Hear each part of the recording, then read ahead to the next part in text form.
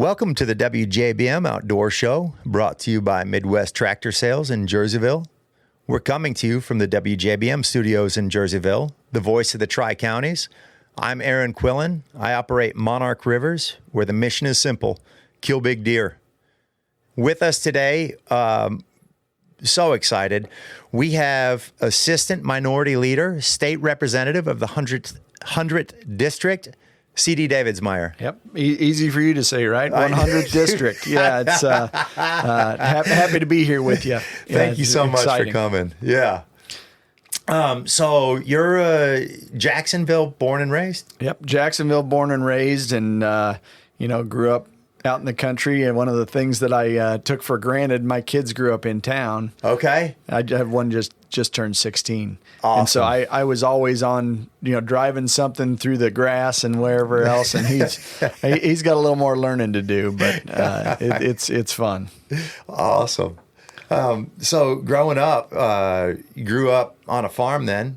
At 8 acres, or actually 15 acres, but 8 that we mowed. Out in the country? Yep. Awesome. Yeah. Okay. And, a house that my grandfather built, and a little pond out back. And I remember when he lived there, we used to go out fishing with him and, have a good time. And now I can take my kids out there, and they love being out there fishing, catch, little bluegill or catfish.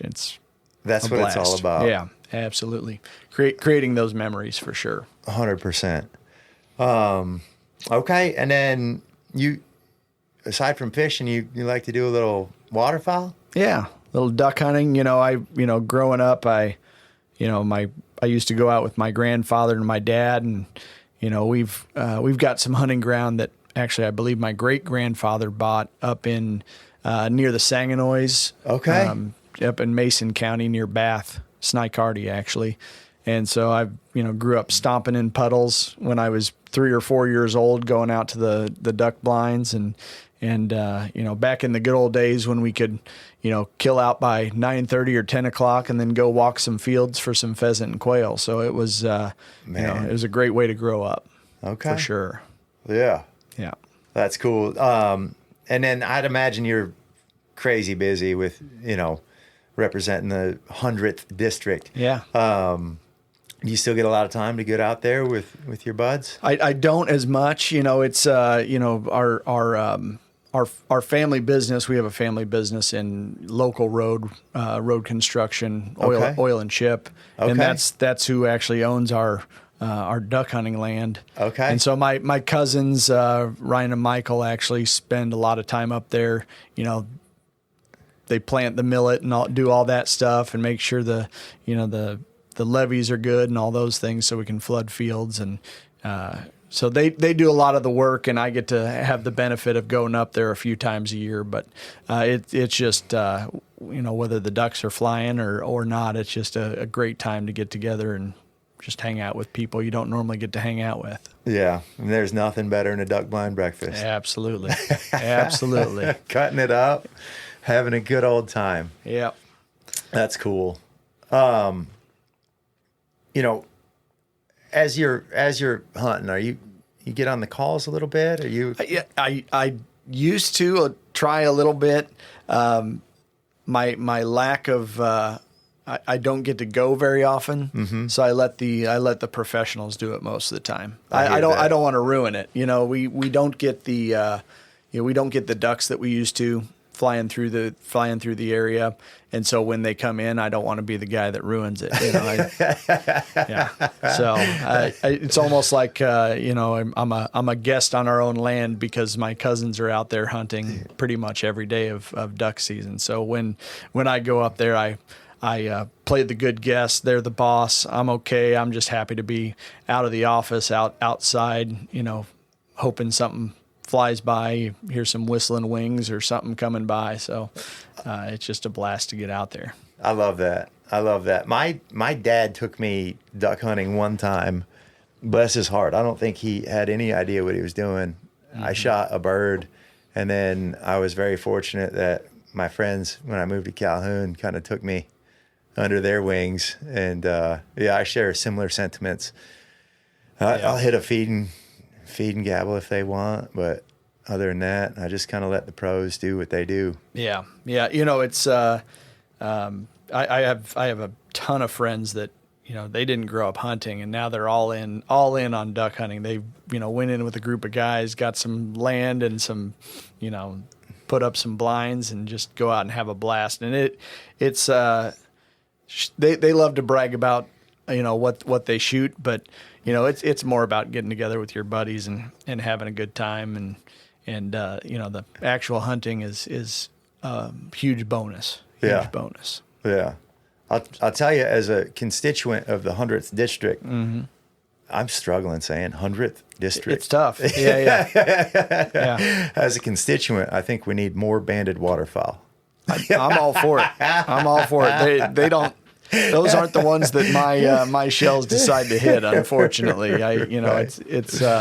it's funny when you take a kid hunting and the first goose or duck, whatever it is, the first one they shoot comes down. There's a band on it. I'm a little jealous. I've got a couple of bands from when I was really little, but most of the ducks I shoot don't wear jewelry, unfortunately. So I always look forward to it, and it's funny because my cousins will say, "Hey, you see that one that just flew by? It's got a little jewelry on it." They can see it, and I guess my eyes are terrible, or I'm not looking for the right thing because I never see them flying by with it on there. But certainly fun to get one of those for anybody with you to get one. It's a blast. Absolutely. Well, I'm just thinking of this. Your district is actually a historical flyway. Absolutely.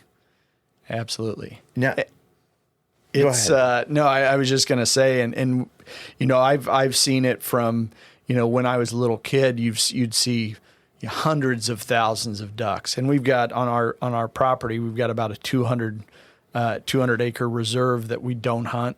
And we used to see hundreds of thousands of ducks just dive right into that. Just they'd be a mile high, and you just see them just lock wings and drop down. We don't see that as much anymore. I think everything's pushing further west, and it's unfortunate. I think we need policies that allow us to those ducks to come back through here. We need to invest. It's what we need to do. It seems like we're competing heavily with Missouri. Yeah. Have you seen some of those most recent studies with the radio collar ducks?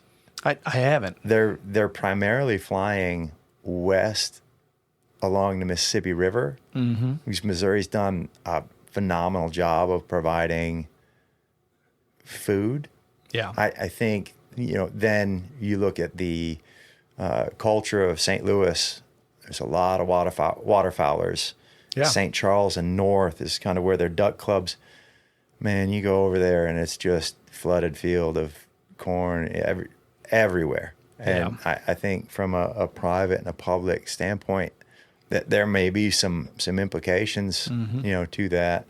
And that's where one of the things that I think in my role as state representative, dealing with the DNR and making sure they understand the impact of the last 10, 15, 20 years of policies. I mean, even recently they've according to local hunters, they're not planting anything in their public areas. Those keep these populations flying through, and it's not like if they don't fly through here that they're not going to fly through somewhere else and get shot, right? I mean, you're just pushing them somewhere else for it to happen. And like you said, Missouri has invested more so than Illinois in those things, and certainly I noticed the difference just in my, I like to think short life, but it's 40 plus years of duck hunting. It's you notice the difference in the population and the migration for sure. So it goes by fast, doesn't it? It does. It does. They when you have kids, they say don't blink, it'll happen fast, and then you've got them, teenagers and waiting to see where they're going after high school and all that. So time flies, no doubt. That's no cool. doubt. So as we kind of talk a little bit about this, there was recently some legislation that took place called the Rewilding Bill. Mm-hmm. And I don't know.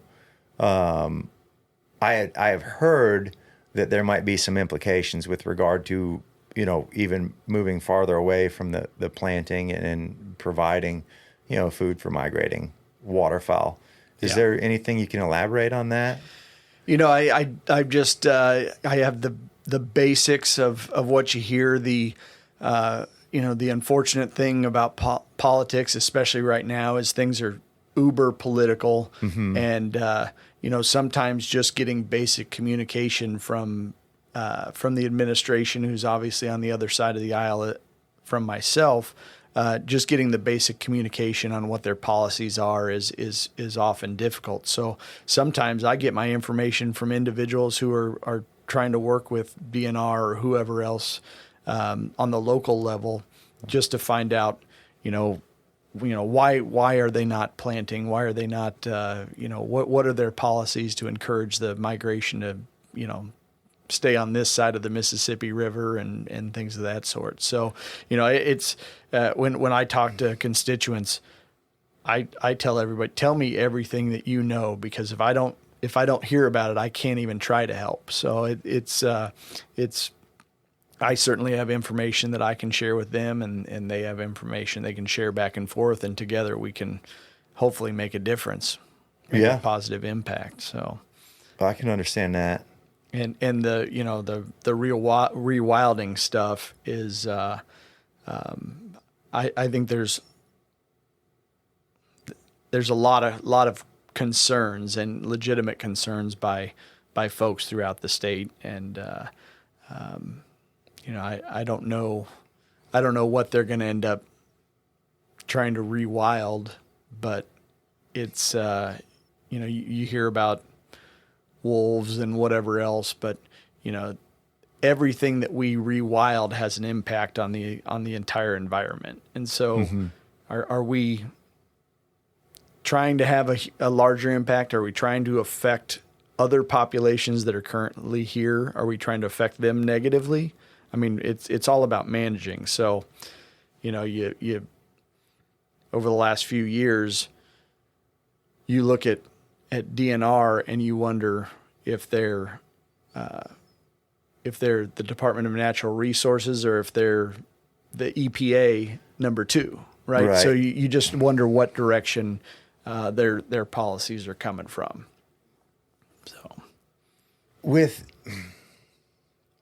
So this went, and I'm an idiot when it comes to politics, but this is a party line ticket, a straight ticket. How did this go through? All the Republicans voted nay, all the Democrats. What's the proper terminology for that? It'd be partisan. Okay. On a partisan line. So people are surprised to hear this. I'd say probably 80 to 85% of the legislation that goes through on a bipartisan basis. Yeah. And the majority of that unanimous. Because they've been worked through, it's smaller issues. And then you've got these more political issues that go through on, a partisan basis where the majority party throws around their weight and does whatever the heck they want to do. I think the interesting thing right now is, when Mike Madigan was Speaker of the House, and I think that's almost a household name. He was Speaker for 40 years, possibly going to prison. And, the saddest thing I have to say is he at least tried to make things bipartisan. He tried to lure Republicans in to supporting things, which made those policies a little bit more moderate. Now they don't even try to talk across the aisle. They don't care about bipartisanship. And I think that's what the majority of people want. I know that I'm probably getting a little off topic. But the reality is, I spend a lot of my time in Springfield trying to create connections with the other side so that when I bring up an issue, they know where it's coming from, right? I mean, when we talk about guns, they may have never been around a gun. And so when I talk about it, I talk about my grandfather shooting with my grandfather and my dad, and, taking my nephew hunting for the first time and taking my kids trap shooting, and it creates a different picture for them. So, it's a very partisan time, but there are certainly ways that we can create those connections so that people who aren't from the same lifestyle as we are, they can kind of get a picture of it. They can see it in their mind of what it looks like. So, that's my goal when I go over there. Now, sometimes it's battling it out, right? You're debating, sometimes you don't get personal, but you certainly attack their point of view, but you got to create those connections to try to bring them to your point of view. Absolutely. Okay. Well, on that, we're going to take a break and hear a word from our sponsors. Welcome back to the WJBM Outdoor Show, brought to you by Midwest Tractor Sales in Jerseyville. We're coming to you from the WJBM studios in Jerseyville, the voice of the Tri-Counties. I'm Aaron Quillan. I operate Monarch Rivers, where the mission is simple: kill big deer. And for those of you joining in, CD Davidsmeyer, Assistant Minority Leader, State Representative of the 100th District. And we were just talking about, how essentially these bills, are becoming more and more partisan, and that it's a unique time, I guess you could say, to be a part of the government. Yeah, it absolutely is, and it's a tough time, right? I mean, when I first came in 10 years ago, I probably worked more with downstate Democrats because they had, they represented large rural districts, farm ag communities. Many of them hunted, many of them still hunt, and we've kind of lost those individuals that were moderate, and you get the gerrymandering, and you end up with people on the far right and your majority party has gone far left, and it makes things tough. It makes things tough, more partisan than they really should be, especially when you're talking about policy in people's lives. Right, and Illinois, I think, has a really unique makeup. I'm sure that there's other states out there that have a similar, but the third largest city in our country is in the north. Yep. And then about, what would you say, 2/3 of the way down, it gets to be really rural. Yeah, I mean, it's really not that far outside of Chicago that it starts to get rural. I mean, it's pretty interesting to see, and it's grown up a lot. But if you go up there, you'll see farm fields, right on the edge, and once you get, 30 miles outside of Chicago, it's farm fields everywhere. So I think that's one of the things that some of my colleagues up north forget about. Agriculture is basically a third of our state's economy. Right. And without the farm fields, you don't have agriculture. So it's we're a very important part of the state, and certainly probably have a different lifestyle than they do in the city. But I want to make sure that people understand we're not just a bunch of bumbling bumpkins, right? We know what's going on. We care about policy. We're smart. We're intelligent. We just grew up a little different, right? Right. So, well, that's interesting. So the way it sorts out, and to me, again, I'm not very, very experienced politically, but to me, this is on a federal level why we have the Electoral College. Yeah. Right. So high centers of population can't dictate large geography. Absolutely. Now, a state government is a separate written document, if you will. Yeah. And so depending on how that state government is written, on state policy, there is going to be variance from state to state. Yeah. But it's interesting to me that a third of the economy comes from 2/3 of the geography. Yeah, absolutely. Probably more than 2/3. Yeah, it's a huge part. Obviously, you know, population drives elections and policy, unfortunately. But you know, I think that the city of Chicago should focus on the things they're good at and allow the rest of us to focus on the things that we're good at. Right. Well, and interestingly enough, like we were talking before we got started, as I've been doing the WJBM Outdoors show, it's become really apparent that as hunters and outdoorsmen, we don't have, you know, necessarily the voice that we need to manage our home turf. Yeah, absolutely. And it's difficult because everything's become so partisan. And we have great organizations like I4, who I know you've worked closely with. Absolutely. Yeah, great group. Great group. Yeah, and you know, there are other organizations that have great potential to help us, such as Safari Club International. Yeah. We've got a chapter in St. Louis. So if you're a Cardinals fan and go to Cardinals games, you can attend this, you know, fundraiser, banquet, meetings, you know, the different things that they have going on. But it seems like the lobby is our greatest way to you know, get a voice out there. Yeah. Yeah, we, you know, I think the you know, the goal should be to find people with you know, common concerns and come together and figure out ways to fix them.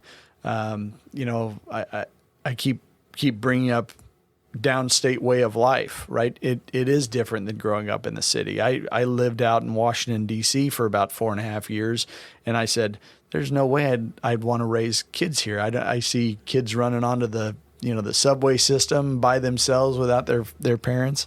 And so when my wife and I moved back here, you know, it was, you know, back home, right? It was great. So, you know, we just have to figure out the best way to come together. And it's not just agriculture as a silo, hunting as a silo, you know, whatever it may be as a silo. We need to come together as you know, the downstate way of life and figure out a way to communicate lifestyle, not just small individual portions of our lives. Yeah. So, and you know, some of the, going back to the rewilding bill, because that, you know, first there was a national park proposal that really affected Calhoun and Jersey, Greene counties. Up in the Southern Pike. Yeah. Yep. And so that, you know, kind of brought things on radar. And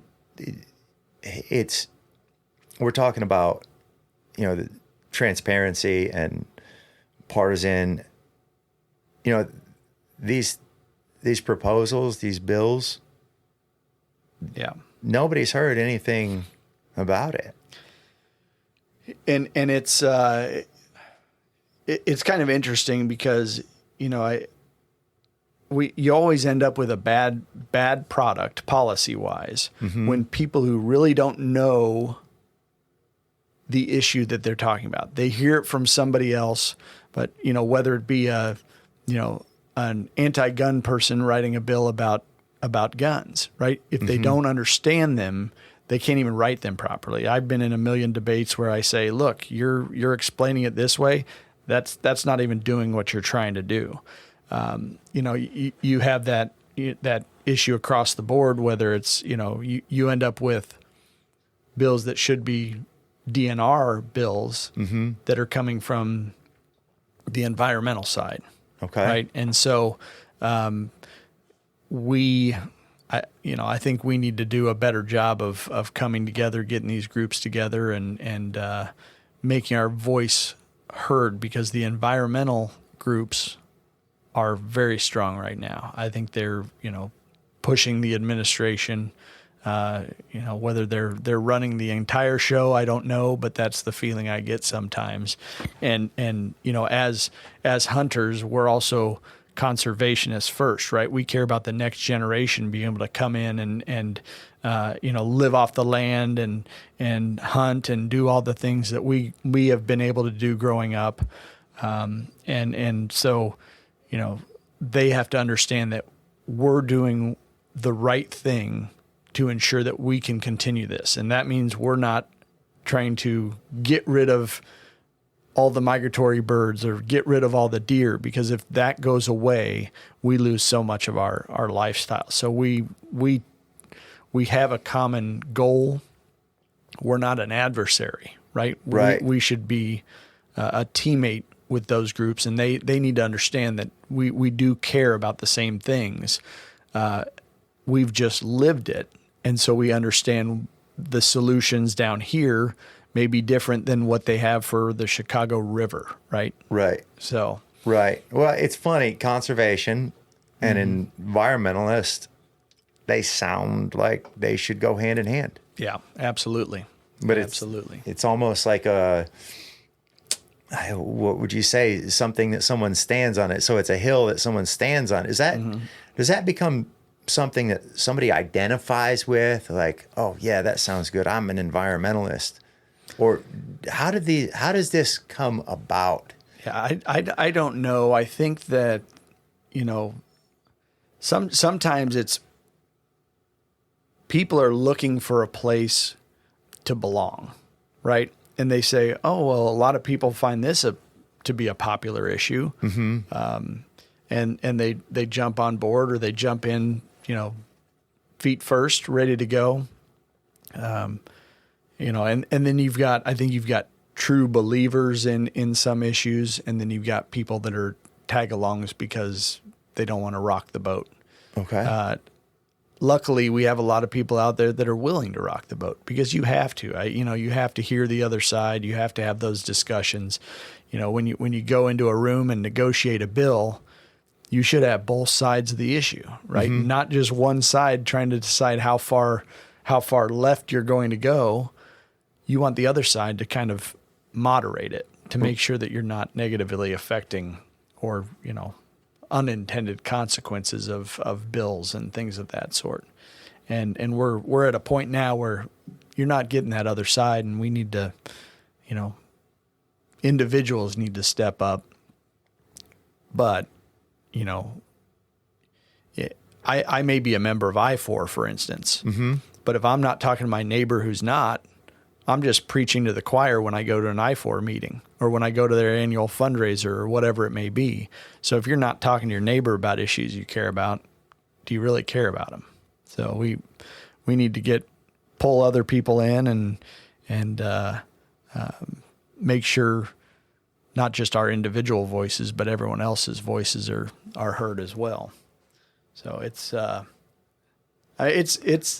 tough. Politics is difficult because most people have common sense. And I always say politics is where common sense goes to die. Mm-hmm. You want to make sure your politicians aren't just telling you what you want to hear, but mm-hmm. they're sharing the facts and why they believe what they believe. If they're not sharing those facts, it's just talking points from some staffer, mm-hmm. and doesn't matter a whole lot. But we get facts from being out with people. I think I told you earlier I'd rather go to Ducks Unlimited and have a beer with a everyday guy than rub elbows with the rich and famous, because mm-hmm. it means more, right? Mm-hmm. So that's where you get the real life experience from individuals and from living it yourself. And I think our politicians can't know everything, so everyone has to be involved to make sure they have as much information to go on as possible. Right. It's impossible to know everything. Yeah. Okay. So when we look at like this air quotes opposition, environmentalist groups that seem to be driving, the way legislation is going in the current administration, how does a group like that get formed? Are there certain groups that seem to be pushing the like what's going on? Could you explain that to someone like me, please? Yeah, I think you see the main environmental group always tends to be the Sierra Club is the one that you hear about, but the Illinois Environmental Council has a lot of power right now in the state of Illinois. Okay. And it so much so that even when there's a group that was created probably 20 years ago or so called CUB, Citizens Utility Board, and their whole goal was to ensure that the consumer is being thought about when we do energy policy. Mm-hmm. Well, now the Illinois Environmental Council is their biggest donor. So is that group still representing consumers? I would argue no, right? They know who's paying the bill, so they're representing the Illinois Environmental Council as opposed to being concerned about, grandma's electric bill, which we've seen go through the roof. Yes.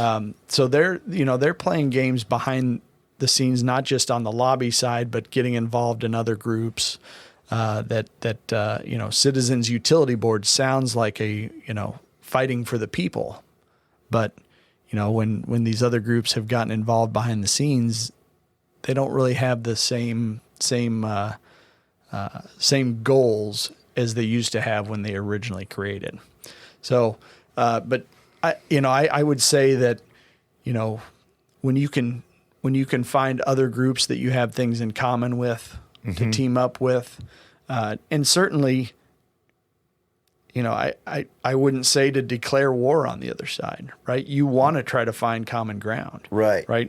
Like we were saying, conservation and environmentalists, they're not far off.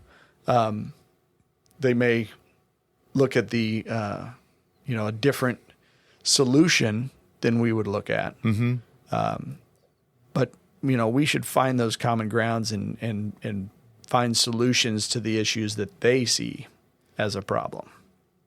You're much more likely to get a win-win than Absolutely, and especially in a state as politically divided as we are, and one side dominant as we are, right? When one party runs the show, you have to figure out how to get into that side and pull things back, right? Make sure they're not going as far left as they possibly could ever want, but pulling them back to something more moderate or even make them rethink their policy altogether.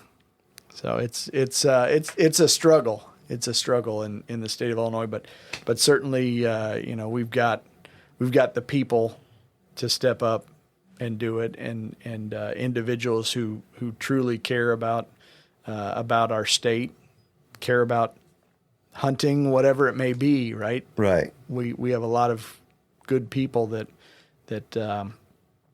will say, I'm not political. What am I supposed to do? Get involved. Tell your neighbors. You never know who you'll run into who does know somebody who can pull those levers, and the more people we talk to, the better off we are. And a lot of these organizations, we talk about the organizations with, direct lobby capabilities. A lot of these organizations, whether DU was one we throw out. Yeah. Sometimes they focus more on habitat, but it's still a great time to go out, be a part of something, kind of chew the fat on. Imagine how many people are at these organizations talking about, did you hear about that rewilding bill? What the heck? Yeah, it's fun. Yeah. But spreading the word through that, and then, kind of taking that, going to the neighbor, making sure they're up on the latest, and then you can kind of get into financially. How do you do that? So we got to choose, some organizations. I4's, I can't. They're 1,000%. Like I really think highly of the work that I've seen from them. And then Safari Club, I've spoken to them on a national level with regard to, the parks proposal, the rewilding bill, and they're on it. They care, even though they don't have a lot of representation here in Illinois. Yeah. And there are different entities, say Farm Bureau. Man, if we could get their lobby on board. Yeah. Yep. And that's the way of life, right? I mean, if you want to preserve the way of life that we've had in rural Illinois, rural America in general, I think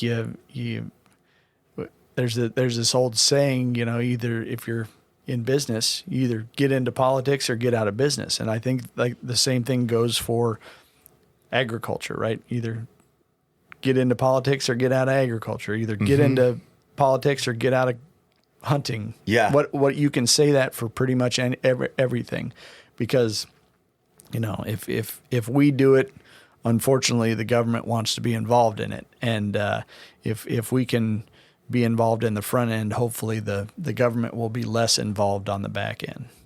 So it's just but large groups like Farm Bureau, they can have a huge impact.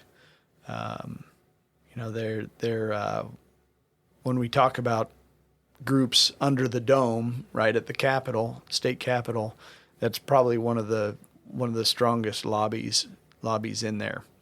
And our local organizations can be a little bit different than the state organization, but for the most part they focus on the landowner rights and strictly ag things.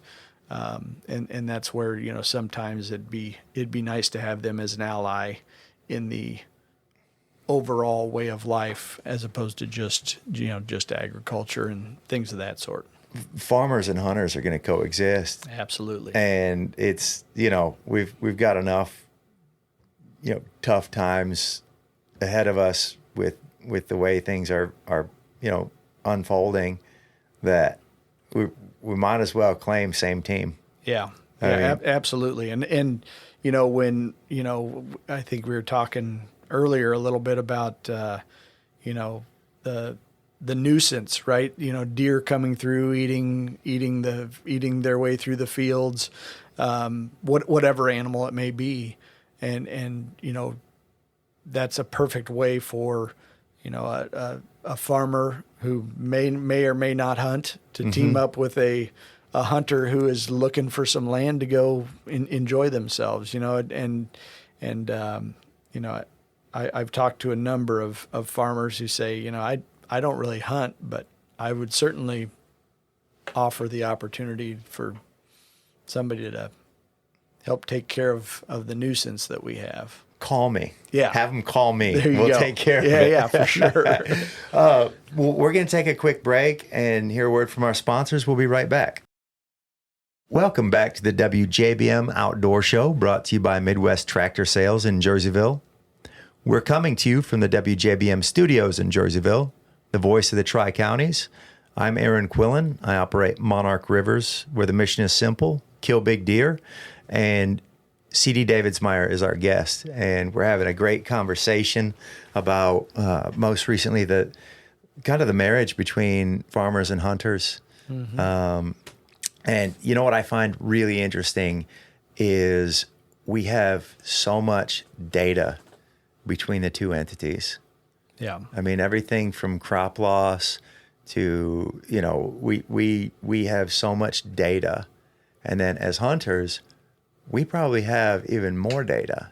If you look at all the trail cams in existence, no doubt. Yeah. That's a wildlife survey. When a biologist goes out and sets up a trail camera, they count one for one how many bucks, how many does, how many yearlings, how many predators. They establish buck to doe ratio, retention rate, right? But if you look at hunters and their trail cameras, they can tell the farmers. Farmers might think, "Oh, these deer are running heck on my crops," and it's like, Yeah, they probably are eating you a little bit, but I got 20 coons on camera. Yeah. So maybe that's your problem, right? Those things, well, a deer will eat on that one ear. Mm-hmm. Plant still stands. Yeah. Raccoon will come in, tear it down.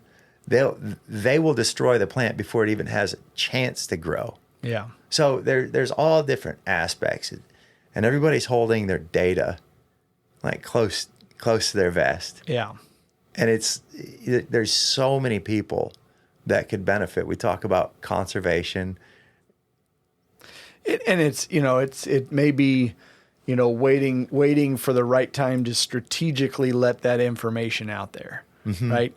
And if you wait too long, does the information even matter at some point, right? So you've got to kind of get out ahead of it. You got to use it properly. But if we can, share that information between the entities and figure out a way to use it together, it would be, a much better sell for government, for the state of Illinois especially. Mm-hmm. And I don't know, would you call these interest groups? Is that the appropriate terminology? Yeah. Yeah. All right. So you got farmers' interest groups, Mm-hmm. and you've got hunters' interest groups. Yep. And they've got this data. And yes, I'd rather go to all my landowners and say, here's what the buck to doe ratio is. Here's what the fawn retention, or recruitment rate looks like. Yeah. Here are your nest egg predators affecting your, turkeys, this unbelievable amount of raccoons. I think you could, probably have less crop damage. And I think everybody should do that. Mm-hmm. And I don't think that farmers know that information is likely available to them. Yeah. And even I could do a better job of communicating that to all of our landowners. But it seems as if we could have special interest groups align and share data to work towards a resolution. That seems like it would help lawmakers have access to data to make better decisions. And anytime, you always hear there's safety in numbers, right? I mean, anytime you can bring groups together with a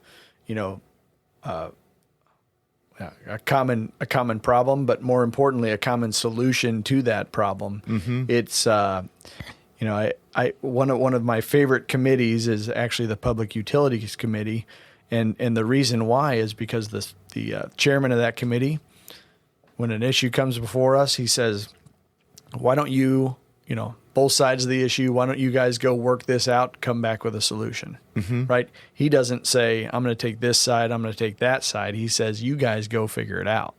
And that's, I think that's a great approach to finding good policy solutions. Mm-hmm. And I think certainly we could see that happen before the issues ever end up in front of us. Right, those groups can decide to come together on their own and create a larger voice for their individual issues as well as their issues that they have in common. And it just seems like the special interest approach is kind of the way to go.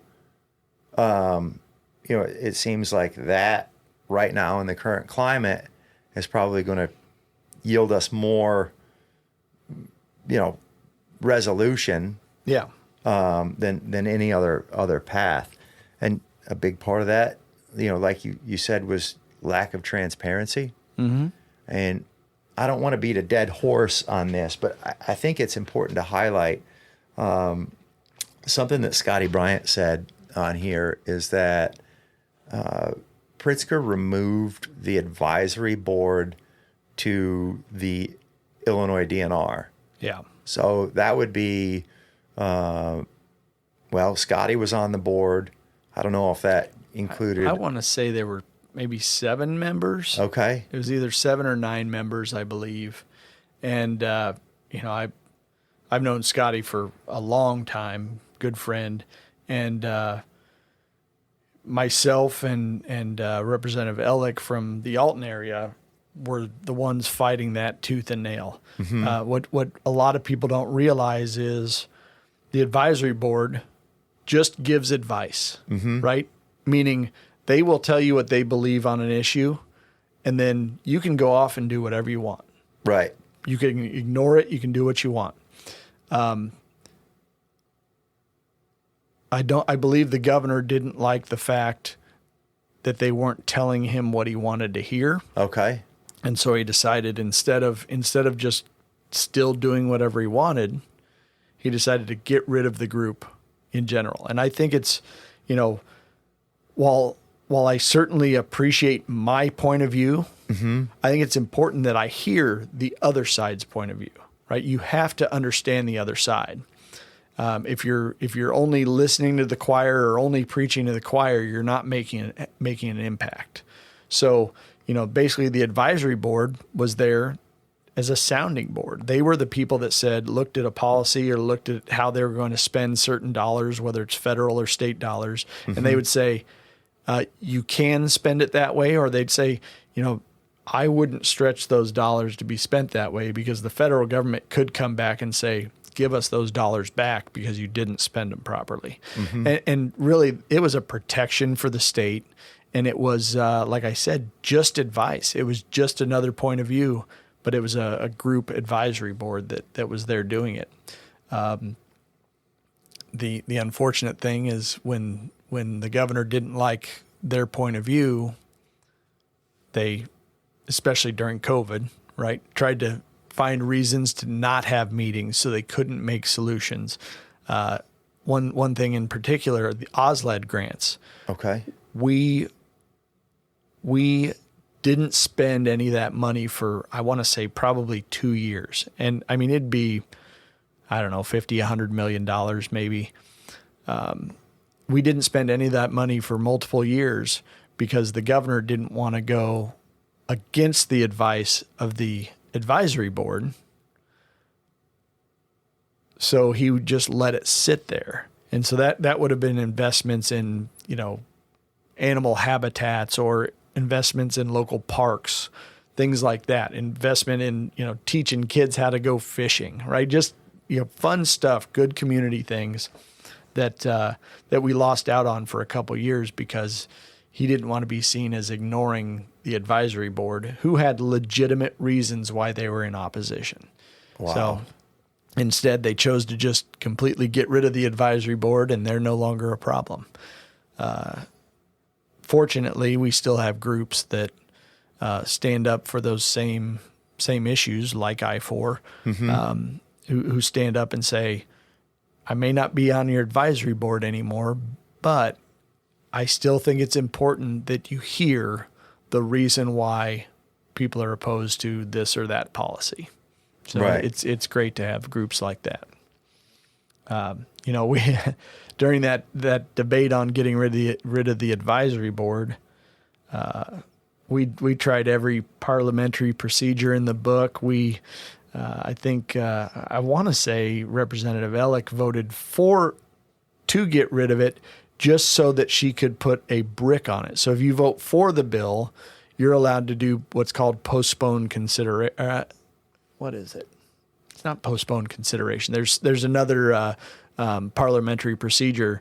As a yes vote, you can put a brick on it and hold it, which means they can't send it over to the Senate. And so sometimes you'll see, the people will be like, well, why'd you vote yes? Well, I voted yes so I could ultimately try to stop it. And she did a great job with that. Her and I kind of tag teamed that issue, and ultimately we weren't successful, but we certainly laid it all out on the battlefield and stood up to make sure that the governor would still have that internal, not necessarily opposition all the time, right? Just the advice from individuals who care.